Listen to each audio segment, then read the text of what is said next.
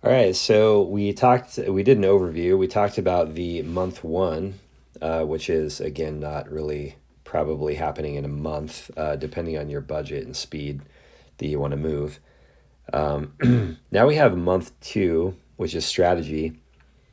And this is a high level strategy, right? This is like, all right, we know our brand, we know who we are, right? Uh, and then someday I'm gonna do one of these where it's like, hey, according to the art of war, and draw those parallels and say, here's what we're doing. Sun Tzu would approve. Um, but a lot of times in marketing, in the art of war, you're talking about fighting an enemy, which is a kind of negotiation. And in media, a lot of those things apply too. And one of them is concentration of forces. So when you're doing a brand definition, Sun Tzu talks about knowing yourself and knowing your enemy. Uh, but here we're talking about knowing yourself and then knowing the people you want to talk to, right? And so even though it's not your enemy. Would you say your audience is your enemy? The people you want to serve and whose business you want to thrive because they're working with you is your enemy? I don't think so. But still, some of those things apply, right? And so you want to know yourself and you want to know your audience. Just like if you're a husband, you want to know yourself and you want to know your wife. She's not your enemy, but you want to know her. And so that's what we're talking about here. You want to know other people so that you can respect who they are. Talk to them on their terms, not talk down to them, not belittle them, not oversimplify who they are or, put false motives to the things they do. So here we have month two, which is strategy. And again, month is kind of, it looks like it says mouth. Um, so we have two things here going on. It's situation analysis, and then it's also target audience recommendation. And so we have the situation analysis, which is like, here's where we are compared to our competition. So you might traditionally have like a SWOT analysis in here, that quad chart where it's strengths, weaknesses, opportunities, and threats, where strengths and weaknesses are what goes on inside the company, and opportunities and threats are things outside the company. Weaknesses, you have, hey, do we want to fix this or do we want to just ignore it? Which are not ignore it, but deal with it another way. Like we can't fix it, so let's not pretend it's one of our strengths. And then with strengths, you're really trying to figure out what you're good at. How do we really serve people well?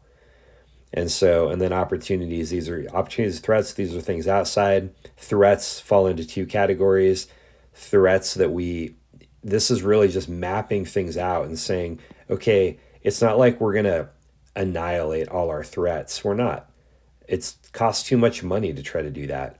No business wants to annihilate all its threats. I would say, let me take that back. There's probably someone out there who has an example, but usually it's kind of like it's like we're going to end poverty, and it's like, all right, well, can you do that with money? Can you do that with just money? Can you just like throw money at people, end poverty, and then have everybody like how much money do you need for that to make sure nobody falls through the cracks? That's super duper expensive to make sure nobody falls through the cracks. So what you're saying is, I want to find a strategy that will help us be successful. And part of that means my threats. I categorize my threats based on who can I maneuver around, who's a direct threat. And so for one example, I had a healthcare company and they were like, hey, we need a competitive analysis. So I looked at all the websites and social of their, eight people are competing. And I'm like, guys, there are people out there who are subject matter experts in pharmaceutical. Do not go up against them head to head. We need a different strategy. For now, ignore pharmaceutical until we have a strategy. That is an example of a threat out there where someone else is better at that than they are. And I'm just like, you guys don't have the subject matter expertise yet to do that. You haven't hired the people. You don't have the culture that understands that. You're not going to be thought leaders in that area. you're going to sound a little silly compared to these guys who are your direct competition. So avoid it. But there were a lot of other threats where it was like, oh, here's the nature of this threat.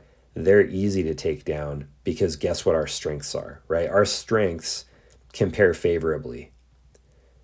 So that's the kind of thing you're doing with strategy is, some ways strategy, everybody's like, oh, it's strategy. It's, this like high level chess game, right?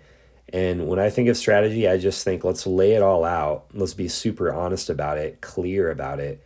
And then let's just look at what people are doing and what they're not doing. You don't always, you don't always, you may think, oh, well, they could do, they could do this thing, right? And I'm looking at them, I'm like, their culture won't allow them. Look at how they communicate. They can't create a campaign that's interesting. They can't. Their culture doesn't allow it. I've worked with clients before where it's very difficult to get them to do anything fresh, and they love the fresh work that we did, but then when it came time for them to do it, they're like, yeah, that's too risky. We don't want that. And it's like, hey, we did the research. We know the brand. There's no risk to doing this. The risk is very little, very small because we know our audience. And they're just like, yeah, it just doesn't sound corporate and safe enough. And so they really wanted to blend in the end. Guess how many of your competition are that way? They just want to blend in. They don't want to do anything interesting. And so by doing this situation analysis, and I'm not saying we do a SWOT, you may want to, it may be part of your scope, but the situation analysis is like, what's everyone else doing? What are we doing? And how do we compare against them? You might even look at pricing, right? In this. And it's not the same every time. It's different for every company. But how do we measure up, and how do we know how our strengths measure up? How do we stand out? And a lot of times that's by, assumptions. I don't know, assumptions is kind of a squishy word. Let's say what we know, what we think. Let's just say that, what we think internally. And then it's also by, I go out and, do a little audit, competitive analysis.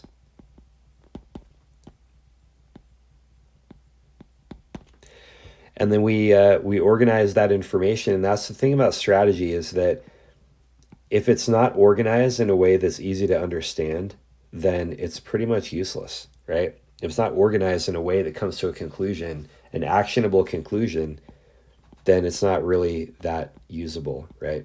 Actionable conclusion. That's what we're looking for. A direction where we can say, hey, they're doing this,